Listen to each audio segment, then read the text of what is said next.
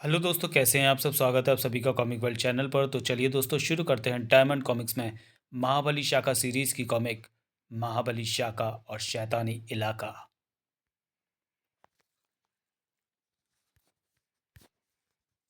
महाबली शाखा और शैतानी इलाका। कथा व चित्र विनोद भाटिया। संपादक गुलशन राय। जंगल के पूर्वी भाग में एक स्थान ऐसा भी है जहाँ जंगल वाले जाने से डरते हैं, क्योंकि ये स्थान काफ़ी रहस्यमयी है। जंगल वाले इस स्थान को मौत का स्थान मानते हैं, क्योंकि यहाँ शैतान बसते हैं, और ये शैतान समुद्र के शैतान कहलाते हैं। उस कोहरे भरे इलाके में कई राक्षस घूमते रहते थे, इसलिए यहाँ डर के मारे कोई नहीं आता था। ऐसे ही कई जीव पानी के अंदर भी थे। कोई भी इस झील पर मछलियाँ नहीं पकड़ता था, और कोई भी इस जगह की चीज़ें नहीं खाता था, क्योंकि जंगल के लोगों की मान्यता थी कि ये इलाका शैतानी है। अगर कोई भूल से भी इस कोहरे से भरे भूतिया इलाके में शिकार के लिए आता तो उसका दिमाग फट जाता था, और वह अर्ध विक्षिप्त या पूरा पागल हो जाता था। और फिर एक दिन सिंघानी कबीले का बहादुर लोबो उस इलाके में आ निकला। ये जगह दुष्टों की है। मेरे बुजुर्गों ने मुझे ना यहाँ आने के लिए मना भी किया था, लेकिन मैं नहीं माना। लोबो 17 साल का था। यह ऐसी उम्र थी जब उसे अपनी मर्दानगी दिखानी थी। इस तरह के प्रदेश में घूमने से ही इंसान की हिम्मत और बहादुरी का इम्तिहान होता है। अंधेरे से घिरे पेड़ों से ढके उस क्षेत्र में घुसते हुए लोबो को ज़रा भी डर नहीं लग रहा था। वह अपनी डोंगी को खेता उस क्षेत्र में घुस गया। जल की काली सतह में आंखें गड़ाने पर ही आदमी देख सकता था। तभी, ओह, ये किस तरह की मछली है। मछली का शिकार करने के लिए उसने नोकीला भाला निकाला। कुछ भी हो, मैं इसे मारकर अपने कबीले के लोगों को दिखाऊंगा, जिससे ये साबित होगा कि मैं कितना बहादुर हूँ, और मैं ही पहला इन समुद्र के शैतानों पर काबू पाने वाला व्यक्ति हूँगा। लोबो ने अपना भाला उठाया और उस जीव का शिकार करने के लिए तैयार हो गया। अजीब सी शक्ल वाला एक खतरनाक जीव उसकी डोंगी की ओर बढ़ा। हे मेरे देवता, कितना भयानक जीव है। इसे अपने कबीले में मैं नहीं ले जा सकता, क्योंकि कुछ चीज़ों को ना ही देखा जाए तो अच्छा। और तभी पानी में से रोशनी की दो किरणें चमकी। लोबो चौंक उठा। यह क्या है? ये तो किसी शैतान की चमकती आंखें सी लग रही हैं। रोशनी पास आती जा रही थी। मुझे इस जगह से भाग जाना चाहिए। हे भगवान, क्या करूं? उन बड़ी और भयानक आंखों में दया नाम की चीज़ नहीं दिखाई देती थी। लेकिन इससे पहले कि लोबो वहां से भाग पाता, उस जगह का पानी उबलने लगा और इसकी टोंगी हिचकोले खाने लगी। नहीं! एक विशालकाय आकृति पानी में से उभरी और उसकी टोंगी उलट गई। लोबो अपनी डोंगी से पानी में जा गिरा। अब उसके दिमाग में एक ही बात थी, भागो। कुछ भी हो, मुझे इस चीज़ से दूर भागना है, थोड़ा और तेज तैरूं। और वह सांस रोककर पानी की सतह पर तैरता चला गया। घबराहट और डर ने उसके तैरने में आश्चर्यजनक वृद्धि कर दी थी। लेकिन तभी उसके शरीर पर कोई चीज़ लिपटने लगी। लोबो संघर्ष करने लगा। वह जितना संघर्ष करता, उस जीव का शिकंजा उतना ही कसता जाता। मैं किसी तरह अपनी एक बाँह छुड़ा लूँ। किसी प्रकार अपनी एक बाँह आज़ाद करा। उसने अपनी कमर में बंधा चाकू निकाला। 1 घंटे तक उस जीव के साथ संघर्ष करने के बाद लोबो उनकी गिरफ्त से छूट सका। किसी तरह गिरता पड़ता वह उस क्षेत्र से बाहर निकला। कई घंटों चलने के बाद वह अपने गांव पहुंचा। गांव के बुजुर्ग अपने एक मेहमान का स्वागत कर रहे थे। सरदार, ये कौन आ रहा है? ये महाबली शाका था, जंगल का राजा। ये मेरे बेटों में से एक है, महाबली। इसका नाम लोबो है। क्या बात हो गई बेटे? ऐसा लगता है जैसे तुमने कोई बहुत ही भयानक चीज़ देख ली हो। मैं जंगल के शैतानी इलाके में शिकार करने गया था पिताजी। ये साबित करने के लिए मैं बहुत बहादुर हूँ। झील पर एक शैतानी जीव ने मुझ पर आक्रमण कर दिया। हमारे जंगल के हाथी से भी बड़ा जीव था वो। बस किसी तरह से अपनी जान बचा पाया। वो किस प्रकार का जीव था लोबो? क्या वह बड़ी मछली थी या कोई अन्य जीव था? मैं नहीं जानता वो क्या बला थी। जिंदगी में आज से पहले मैंने ऐसा जीव नहीं देखा, और ना ही अब देखना चाहता हूँ। लेकिन उसकी आंखें ऐसे चमक रही थी जैसे सूरज पानी में उतर आया हो। शाखा को उसकी कहानी में मजा आने लगा। मैं उस राक्षस के बारे में और जानना चाहता हूँ। मैं उसे देखने जाऊंगा। क्या तुम भी मेरे साथ चलोगे लोबो? मैं अब दोबारा वहाँ नहीं जाना चाहता महाबली, लेकिन मैं तुम्हारे साथ चलूंगा। तुम उस जगह पर नहीं जा सकते देवता पुत्र।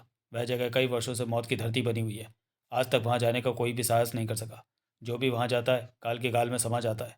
सरदार, एक ना एक दिन तो इस रहस्य को सुलझाना ही होगा। कुछ भी हो, मैं उस शैतानी इलाके में जाऊंगा। महाबली शाखा लोगों के साथ उस जगह गए आया।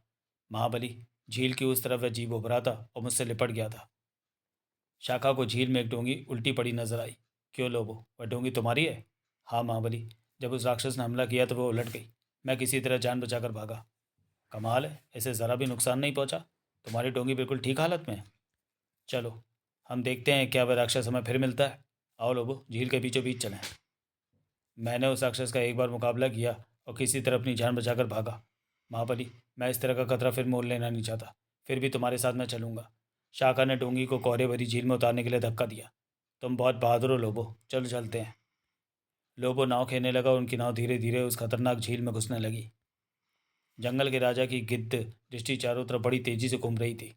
इस प्रदेश को देखकर ही लगता है कि यहाँ राक्षस रहते होंगे, लेकिन अभी तक तो यहाँ किसी जीव के होने के निशान नजर नहीं आते।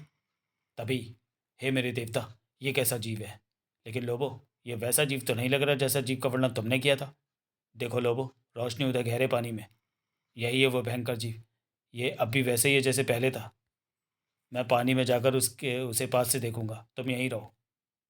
महाबली शाका का ताकतवर शरीर पानी को चाकू की तरह चीरता बढ़ चला। महाबली, रुक जाओ, सुनो, तुम मौत के मुंह में जा रहे हो। जंगल का राजा झील में नीचे ही नीचे तैरता चला गया। जल्दी वह उस जीव के निकट था। जैसे ही शाका उसके करीब पहुंचा, उसने देखा उस जीव की दो आंखें और हैं। और जब महाबली शाका ने उनमें से एक आंख के अंदर देखा, शीघ्र ही जंगल के राजा को यह पता लग गया कि यह कोई राक्षस नहीं बल्कि छोटी, दो आदमियों बैठने लायक पनडुब्बी थी। तुम क्या समझते हो कि मेरा दिमाग चल गया है पीटर? मैं सच कहता हूँ, मैंने एक आदमी देखा है। क्या बकवास है जैक, तुम भी पता नहीं क्या क्या देखते रहते हो। हम इस समय झील के बीच में हैं और हमारी पनडुब्बी 20 मीटर नीचे है। मैं सही कह रहा हूँ, मैंने एक आदमी को देखा था। क्यों ना हम झील की सतह पर चलें और देखें कि मामला क्या है? ठीक है, लेकिन मैं अब भी यही समझता हूँ कि तुम्हारा दिमाग चल गया है। महाबली शाखा के फेफड़े फड़फड़ा रहे थे। वह डोंगी पर पहुंचा। दैत्य? क्या तुमने दैत्य को देखा महाबली? मैंने उसे खोज लिया है लोबो, लेकिन डरने की कोई बात नहीं है, वह कोई दैत्य नहीं है। और तभी झील की सतह का पानी उबलने लगा। महाबली, ऐसा पहले भी हुआ था, राक्षस बाहर आ रहा है, हमें जल्दी से यहाँ से भाग चलना चाहिए। अगले ही क्षण पनडुब्बी के ऊपर का ढक्कन खुला और दो व्यक्ति उसमें से बाहर आए। ए सुनो, क्या तुम में से एक व्यक्ति थोड़ी देर पहले पानी में नीचे गया था? मेरा मित्र समझता है कि तुम्हारी पनडुब्बी राक्षस है, लेकिन तुम लोगों ने उसकी डोंगी पर हमला क्यों किया? पनडुब्बी का कर्मचारी समझाने लगा। माफ़ करना, हमें नहीं पता था, हम तो झील की सतह पर आ रहे थे और हमारी पनडुब्बी इसकी डोंगी से टकरा गई। हम इसे कोई नुकसान नहीं पहुंचाना चाहते थे। लेकिन आप लोग इस जगह पर क्या कर रहे हैं? ये जगह शैतानी कहलाती है, मौत की झील है ये, और तुम लोग पनडुब्बी लेकर यहाँ घूम रहे हो किस लिए? हम लोग इस पानी में सर्वे कर रहे हैं। यह इलाका प्राकृतिक गैस से भरा है, इसी वजह से यहाँ हर तरफ कोहरा छाया है। हमें लगा कि एक आधुनिक गैस शहर को गैस सप्लाई करने के लिए इस क्षेत्र में पर्याप्त गैस है। अगर हमने तुम्हारी डोगी को कोई नुकसान पहुँचाया तो हम हर जाना भर देंगे। महाबली ने ऐसा जताया जैसे कि वो डोंगी को चलाकर वापस किनारे पर जाना चाहते हो। नहीं, कोई नुकसान नहीं हुआ। अब हमें पता चल गया है कि इस इलाके में कोई खतरनाक जीव नहीं है। हम ये बात वापस जरूर जाकर लोगों के कबीले में लोगों को बताएंगे। लेकिन उनमें से एक व्यक्ति ने शाखा की बात को पूरा होने से पहले ही काट दिया। नहीं नहीं, ऐसी बात नहीं है, ये जगह तो बड़ी खतरनाक है। हमें बहुत खतरा है, हम पर आक्रमण भी हो चुका है। किसी को पता चल गया कि हम इस इलाके में सर्वे कर रहे हैं, इसलिए वह चाहता है कि हम अपना सर्वे पूरा ना कर सकें। हमारे कैंप पर एक रात हमला किया गया और हमारे दो आदमी घायल हो गए। लेकिन यहाँ के जंगल के निवासी तो काफ़ी शांति प्रिय हैं, वे लोग हमला नहीं कर सकते। नहीं, वे कबीले के लोग नहीं थे, ये बात हमें बाद में पता चल गई थी। एक बार एक विशालकाय नौका ने हमारी पनडुब्बी से भिड़ने की कोशिश की। जब हम पानी में उतरने ही वाले थे तो हम कोहरे की वजह से बच गए। हमारा भाग्य अच्छा था जो हम बच गए। इस तरह अनजाने प्रदेश में सर्वे करना हमारे लिए काफ़ी खतरनाक बन गया है, लेकिन ये काम हमें करना ही है। क्या तुम्हें कुछ अंदेशा है कि तुम लोगों को कौन डरा रहा है? मेरे ख्याल से ये हमारी प्रतिद्वंदी फर्म का काम है। वह इस गैस का इस्तेमाल कर धन कमाना चाहती है। हम इसे यहाँ के नज़दीकी शहर के काम लाना चाहते हैं, जबकि वे इसे खुले बाजार में बेचेंगे। कोई आश्चर्य नहीं, इस वजह से वे तुम्हें अपने रास्ते से हटाना चाहते हैं। मेरे ख्याल से हम तुम्हारी मदद कर सकते हैं, हम भी तुम्हारे साथ तुम्हारे कैंप चलेंगे। अगर आप लोग हमारी मदद कर सकते हैं तो आओ दोस्तों, तुम्हारा स्वागत है। लोबो को पनडुब्बी में घुसते हुए डर लग रहा था। अरे डरने की कोई बात नहीं है लोबो, यह भी एक तरह की नाव ही है जो पानी के अंदर चलती है। तुम पूरी तरह से सुरक्षित हो। यह प्रकृति के नियमों के खिलाफ है महाबली। आदमी को मछली की तरह पानी में नहीं तैरना चाहिए। किसी तरह वह उसमें सवार हुआ और पनडुब्बी में लगे बटन देखकर हैरान रह गया। आई, क्यों महाबली, इसे चलाना सीखने में तो इंसान की सारी ज़िंदगी निकल जाती होगी। उनमें से एक मुस्कुराया। ज़्यादा समय नहीं लगेगा लोबो। उस लीवर को नीचे खींचो और उस शीशे से बाहर देखो। लोबो ने वैसे ही किया जैसा कहा गया था। आहा, ये तो जादू है। मेरे हाथ के एक इशारे पर इतनी बड़ी चीज़ पानी में चलने लगी। वाह महाबली, झील के नीचे का संसार कितना अनोखा है। आज से पहले मैंने ऐसी चीज़ें नहीं देखी। ना ही मैंने पहले कभी ऐसा देखा लोबो। यह झील तो अनोखी है। जल्दी वे झील के किनारे पर पहुंचे। क्या यही आपका ठिकाना है? हाँ, हमने अपने कैंप यहाँ 2 हफ्ते पहले लगाए थे। सभी पनडुब्बी से बाहर आए। इस इलाके में प्राकृतिक गैस नहीं है, यहाँ एक इलाके में ये एक साफ़ सुथरा इलाका है। तभी हमने अपने कैंप यहाँ लगाए। शाका और लोगों का सर्वे टीम ने स्वागत किया।